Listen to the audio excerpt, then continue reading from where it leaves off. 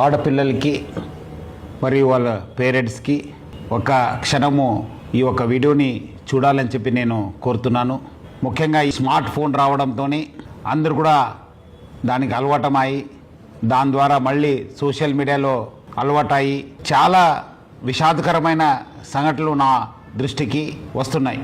వాళ్ళు కథనాలు చూసిన తర్వాత చాలా అంటే చాలా బాధ అనిపిస్తుంది.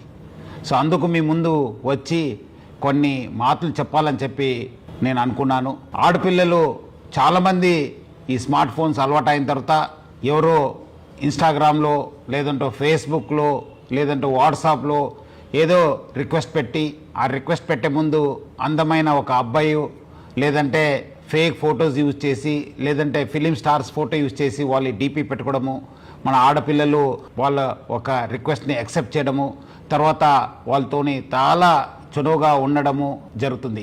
కొన్ని రోజు అయిన తర్వాత ఇట్లానే ఆ ఒక మాటలు వాళ్ళ ఒక పర్సనల్ ఫొటోస్ కావాలి, మీరు చాలా అందమై ఉన్నారు, చాలా స్వీట్ వర్డ్స్ చెప్పడంతో మన ఆడపిల్లలు కూడా ఏదో తెలియక వాళ్ళు పర్సనల్ ఫొటోస్ పంపడము.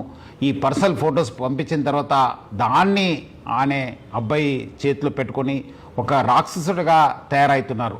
ఆ ఒక ఫొటోస్తోని బ్లాక్మెయిల్ చేయడము, లేదంటే నాకు ఫిజికల్గా కలవండి అని చెప్పడము, లేదంటే ఈ మధ్యలో డబ్బులు కూడా మీరు నాకు పంపించాలని చెప్పి చాలామంది ఆడపిల్లలు దొంగతనం చేసి లేదంటే వాళ్ళ సంపాదించిన డబ్బులతోని వాళ్ళకి పంపడం జరుగుతుంది. అంతా అయిపోయిన తర్వాత పేరెంట్స్కి చెప్పక ఎవరు కూడా చెప్పక చాలామంది బాధపడుతున్నారు, చాలామంది వాళ్ళ ప్రాణాలను కూడా పోగొట్టుకుంటున్నారు.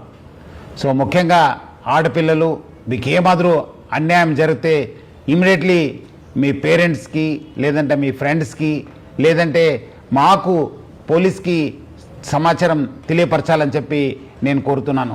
పేరెంట్స్ కూడా చాలా జాగ్రత్తగా ఉండి వాళ్ళు ఆడపిల్లలతోని సమయం కేటాయించాలి. వాళ్ళు ఏం చేస్తున్నారు, ఎక్కడ చేస్తున్నారు, వాళ్ళు ఎవరి దగ్గర వెళ్తున్నారు అనేది పైన కూడా నిఘా పెట్టాల్సిన అవసరం ఎంతో ఉంది. ఇట్లాంటి సంఘటనలు మీ దృష్టికి వస్తే మీరు ఇమీడియట్లీ డయల్ 100కి ఫోన్ చేయాలని చెప్పి కోరుతున్నాను.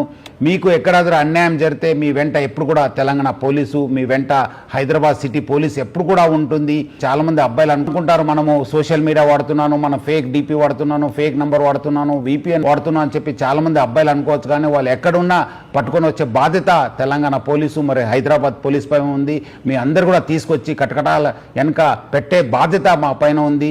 ముఖ్యంగా ఆడపిల్లలు అందరూ కూడా ముందు వచ్చి ఇలాంటి వాళ్ళపైన కంప్లైంట్ ఇవ్వాలి. అట్లానే పేరెంట్స్ ప్లస్ పిల్లలందరూ కూడా ఆడపిల్లలు జాగ్రత్త ఉండాలని చెప్పి కోరుతూ సెలవు తీసుకుంటాను. Thank you. జై హింద్, జై హైదరాబాద్ సిటీ పోలీస్.